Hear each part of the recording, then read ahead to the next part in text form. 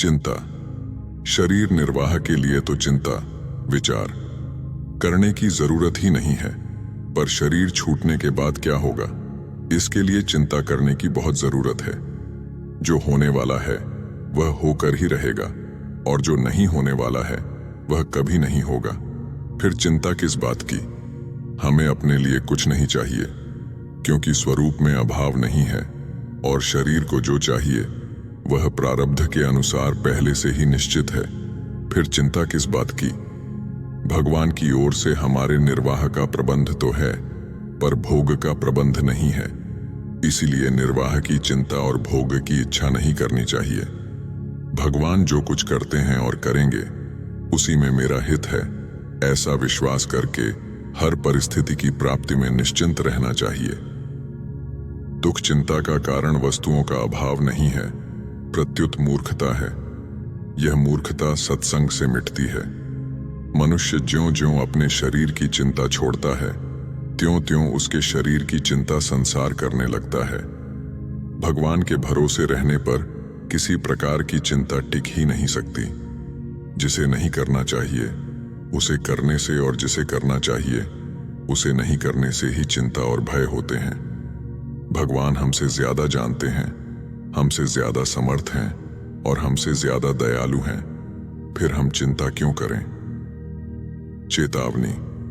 मृत्युकाल की सब सामग्री तैयार है, कफन भी तैयार है, नया नहीं बनाना पड़ेगा। उठाने वाले आदमी भी तैयार हैं, नए नहीं जन्मेंगे। जलाने की जगह भी तैयार है, नई नहीं लेनी पड़ेगी। जलाने के लिए लकड़ी भी तैयार है, नए वृक्ष नहीं लगाने पड़ेंगे। केवल श्वास बंद होने की देर है। श्वास बंद होते ही यह सब सामग्री जुट जाएगी। फिर निश्चिंत कैसे बैठे हो?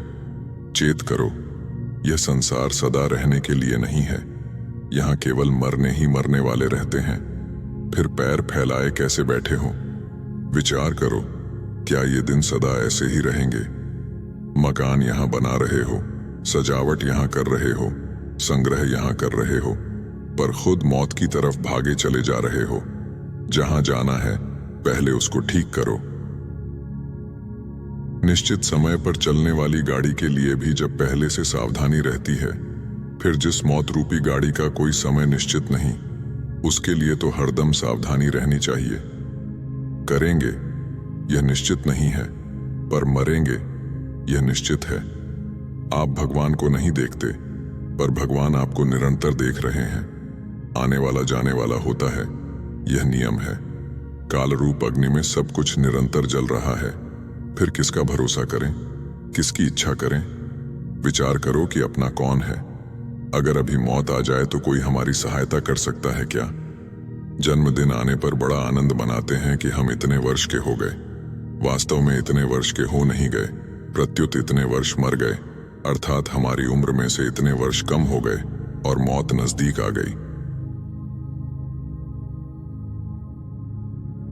बालक जन्मता है तो वह बड़ा होगा कि नहीं, पढ़ेगा कि नहीं, उसका विवाह होगा कि नहीं, उसके बाल बच्चे होंगे कि नहीं, उसके पास धन होगा कि नहीं, आदि सब बातों में संदेह है।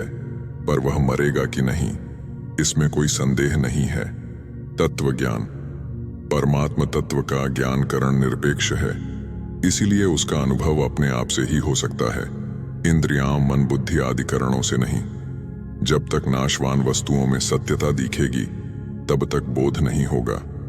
बोध होने पर अपने में दोष तो रहते नहीं और गुण विशेषता दिखते नहीं। जो हमारा स्वरूप नहीं है उसका त्याग, संबंध विच्छेद कर दिया जाए तो जो हमारा स्वरूप है उसका बोध हो जाएगा। साधक में कोई भी आग्रह नहीं रहना चाहिए, न द्वैत का न अद्वैत का। आग्रह रहने से बोध नहीं होता। जब तक अहम है तब तक तत्व ज्ञान का अभिमान तो हो सकता है, पर वास्तविक तत्व ज्ञान नहीं हो सकता। जब तक अपने में राग द्वेष हैं तब तक तत्व बोध नहीं हुआ है, केवल बातें सीखी हैं। तत्व ज्ञान होने में कई जन्म नहीं लगते। उत्कट अभिलाषा हो तो मिनटों में हो सकता है, क्योंकि तत्व सदा सर्वदा विद्यमान है। तत्व ज्ञान अभ्यास से नहीं होता, प्रत्युत अपने विवेक को महत्व देने से होता है। अभ्यास से एक नई अवस्था बनती है तत्व नहीं मिलता। जब तक तत्व ज्ञान नहीं हो जाता तब तक सब प्राणी कैदी हैं। कैदी का लक्षण है पाप कर्म करे अपनी मर्जी से और दुख भोगे दूसरे की मर्जी से। मैं ब्रह्म हूं यह अनुभव नहीं है, प्रत्युत अहंग्रह उपासना है। इसीलिए तत्व ज्ञान होने पर मैं ब्रह्म हूं यह अनुभव नहीं होता। तत्व ज्ञान होने पर काम क्रोध आदि विकारों का अत्यंत अभाव हो जाता है। जब तक हमारी दृष्टि में असत की सत्ता है तब तक विवेक है। असत की सत्ता मिटने पर विवेक ही तत्व ज्ञान में परिणत हो जाता है। अपने में और दूसरों में निर्दोषता का अनुभव होना तत्व ज्ञान है, जीवन मुक्ति है। तत्व ज्ञान होने पर ज्ञानी पुरुष परिस्थिति से रहित नहीं होता, प्रत्युत सुख दुख से रहित होता है। तत्व ज्ञान शरीर का नाश नहीं करता, प्रत्युत शरीर के संबंध का अर्थात अहंता ममता का नाश करता है। तत्व ज्ञान अर्थात अज्ञान का नाश एक ही बार होता है और सदा के लिए होता है। जैसा है वैसा अनुभव कर लेने का नाम ही ज्ञान है। जैसा है नहीं वैसा मान लेने का नाम अज्ञान है। त्याग। पूर्ण त्याग तभी होता है जब त्याग का किंचित भी अभिमान न आए। अभिमान तभी आता है जब अंतःकरण में त्याग्य वस्तु का महत्व अंकित हो। अतः वस्तु के त्याग की अपेक्षा वस्तु के महत्व का त्याग श्रेष्ठ है। जब तक किसी से कोई भी प्रयोजन रहता है तब तक वास्तविक त्याग नहीं होता। काम क्रोध अहंता ममता आदि को जब हम पकड़ना जानते हैं तो उनको छोड़ना भी हम जानते ही हैं, परंतु हम उनको छोड़ना चाहते नहीं, इसीलिए उनके त्याग में असमर्थता प्रतीत हो रही है। मुक्ति इच्छा के त्याग से होती है, वस्तु के त्याग से नहीं। शरीर कभी भी हमारे काम नहीं आता, प्रत्युत शरीर में मैं मेरेपन का त्याग ही हमारे काम आता है।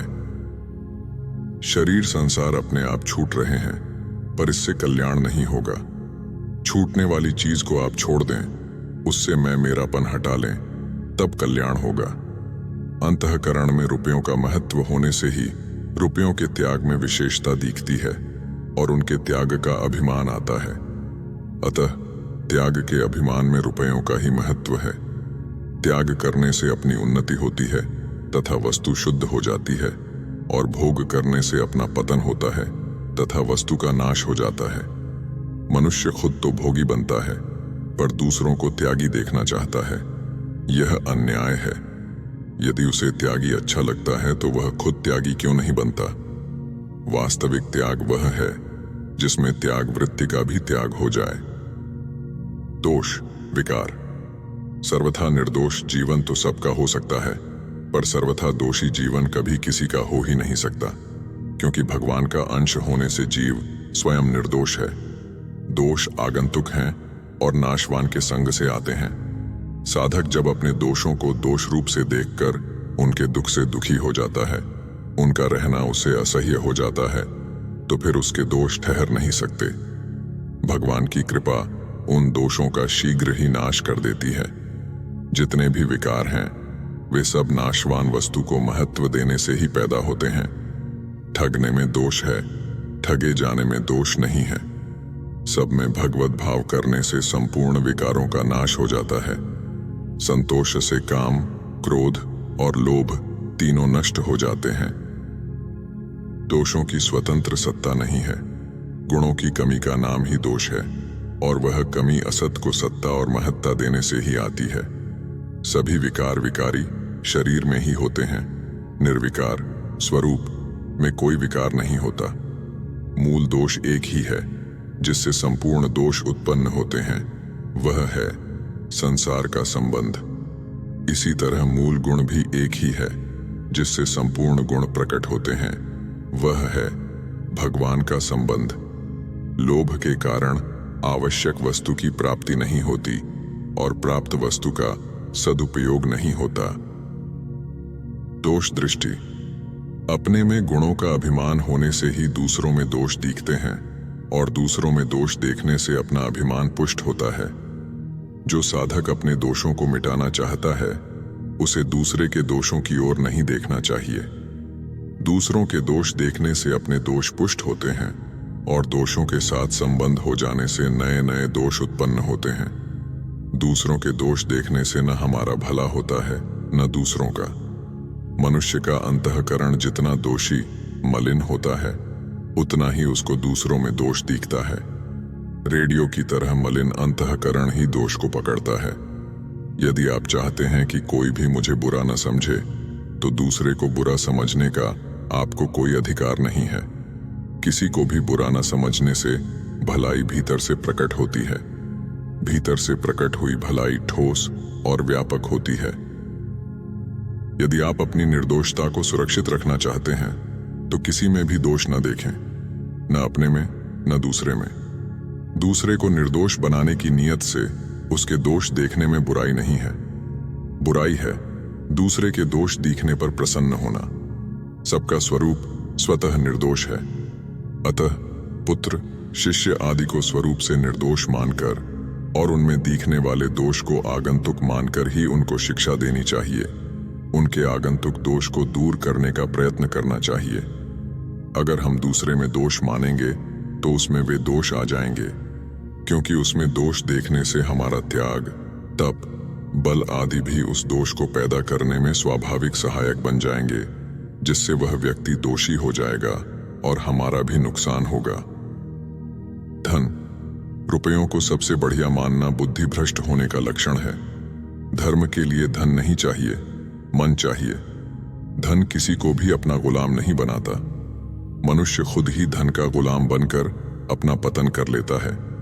रुपयों के कारण कोई सेठ नहीं बनता, प्रत्युत कंगला बनता है। वास्तव में सेठ वही है जो श्रेष्ठ है, अर्थात जिसको कभी कुछ नहीं चाहिए। अभी जो धन मिल रहा है वह वर्तमान कर्म का फल नहीं है, प्रत्युत प्रारब्ध का फल है। वर्तमान में धन प्राप्ति के लिए जो झूठ, कपट, बेईमानी, चोरी आदि करते हैं उसका फल, दंड तो आगे मिलेगा। अन्यायपूर्वक कमाया हुआ धन हमारे काम आ जाए यह नियम नहीं है, परंतु उसका दंड भोगना पड़ेगा, यह नियम है। जहां रुपयों की जरूरत होती है वहां परमार्थ नहीं होता, प्रत्युत रुपयों की गुलामी होती है। जैसे अपना दुख दूर करने के लिए रुपये खर्च करते हैं, ऐसे ही दूसरे का दुख दूर करने के लिए भी खर्च करें, तभी हमें रुपये रखने का हक है।